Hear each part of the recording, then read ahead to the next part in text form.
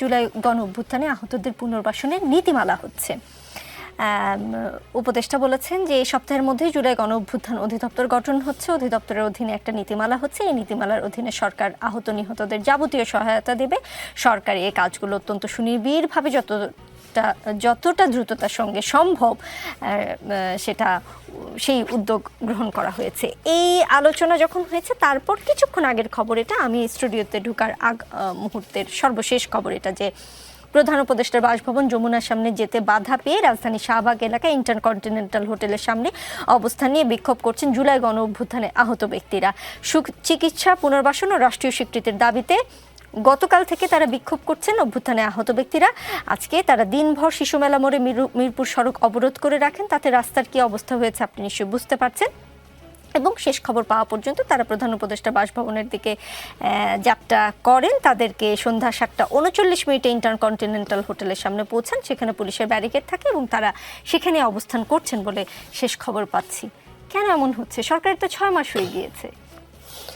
আপনি প্রথম যেটা বললেন যে নীতিমালা হচ্ছে, সেটা আমাকে খুব অবাক করছে আর কি। আমি রনির মতো অবাক হয়ে যাচ্ছি যে এই যে আহতদের আমরা কিভাবে সুচিকিৎসা দেব বা পুনর্বাসন করব, বা যারা নিহত হয়েছেন, শহীদ হয়েছেন, তাদেরকে আমরা তাদের পরিবারকে কিভাবে পুনর্বাসিত করব, কিভাবে সহায়তা করব, এই নীতিমালা করতে তো মেবি 24 ঘন্টা বললে একটু বেশি বলা হয়ে যাবে, বাট 48 ঘন্টা 72 ঘন্টার বেশি লাগার কথা না।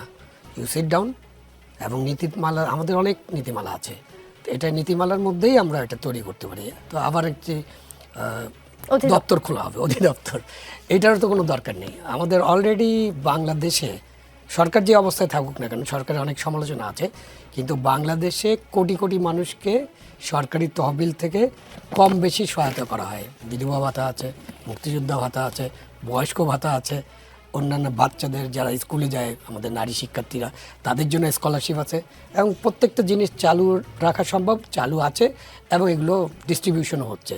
তো সেখানে আপনি যে সমাজ কল্যাণ যে মন্ত্রণালয় আছে, তারা এই কাজগুলো করে।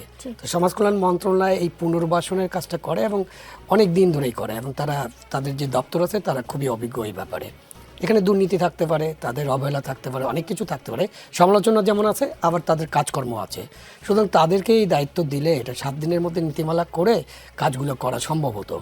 এখন তো আমরা বলি, কেউ বলে 1200 নিহত হয়েছেন, শহীদ হয়েছেন, কেউ বলে 1500, কেউ বলেন 2000, আর যারা এই সংখ্যাটা বলতে চান না তারা বলেন হাজার হাজার।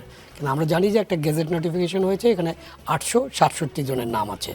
ঠিক আছে, তা আপনারা গেজেট নোটিফিকেশন করেছেন, ওই সাথেই তো ঠিক করে ফেলতে পারেন যে শহীদ পরিবারগুলোর কার কী অবস্থা। এটা জানার জন্য তো রকেট সায়েন্স লাগে না।